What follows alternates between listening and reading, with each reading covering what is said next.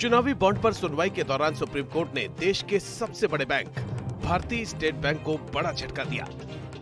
SC ने SBI को 12 मार्च तक यानी कल तक चुनावी बॉन्ड के खरीदार और राजनीतिक दलों के बारे में जानकारी उपलब्ध कराने को कहा है।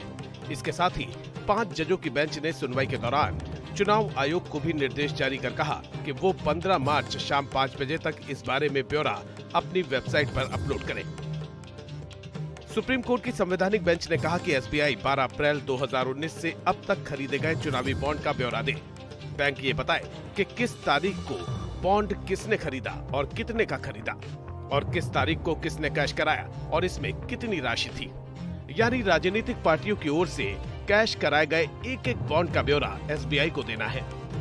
आज सुप्रीम कोर्ट ने इलेक्टोरल बॉन्ड्स के मामले में स्टेट बैंक की अर्जी कि हमको टाइम एक्सटेंड किया जाए 30 जून तक इलेक्टोरल बॉन्ड्स के डिटेल्स देने के बारे में, उसको रद्द कर दिया है और बोला है कि ये बिल्कुल साफ है कि स्टेट बैंक के पास जो इन्फॉर्मेशन कोर्ट ने मांगी थी उनके पास है। अब आपके लिए ये जानना भी जरूरी है कि आखिर चुनावी बॉन्ड स्कीम है क्या और इस पर सुप्रीम कोर्ट ने क्यों रोक लगा दी।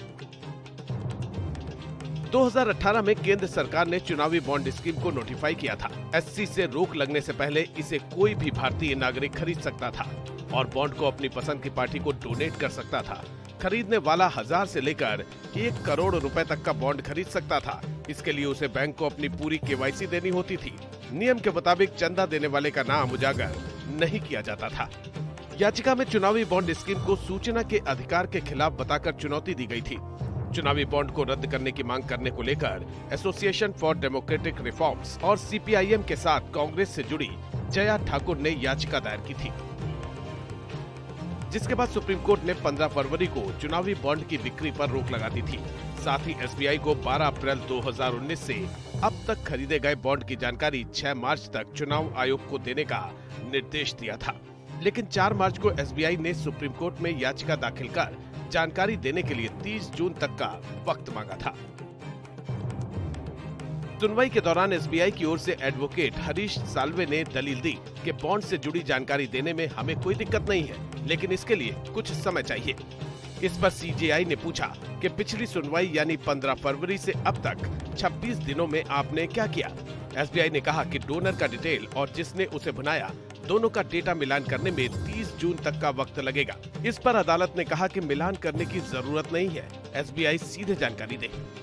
पिटीशन करिए, इनके जो ऑर्डर इनको रिस्टेन करना चाहिए और जितनी भी इलेक्शन ऑफिसर्स की नियुक्ति होती है वो पारदर्शी तरीके से होना चाहिए और एक कमेटी का गठन होना चाहिए जिसमें प्रधानमंत्री, नेता प्रतिपक्ष और चीफ जस्टिस उसमें इंक्लूड होना चाहिए, जिससे इसको ट्रांसपेरेंट तरीके से संचालित किया जा सके। इसके अलावा कोर्ट ने एडीआर की उस याचिका पर भी सुनवाई की जिसमें 6 मार्च तक जानकारी नहीं देने पर एसबीआई के खिलाफ अवमानना का केस चलाने की मांग की गई थी। हालांकि कोर्ट ने एसबीआई के खिलाफ अवमानना कार्रवाई शुरू करने से इनकार किया और कहा कि आज के आदेश का समय रहते पालन नहीं किया गया तो एसबीआई के खिलाफ कानूनी कार्रवाई की जाएगी।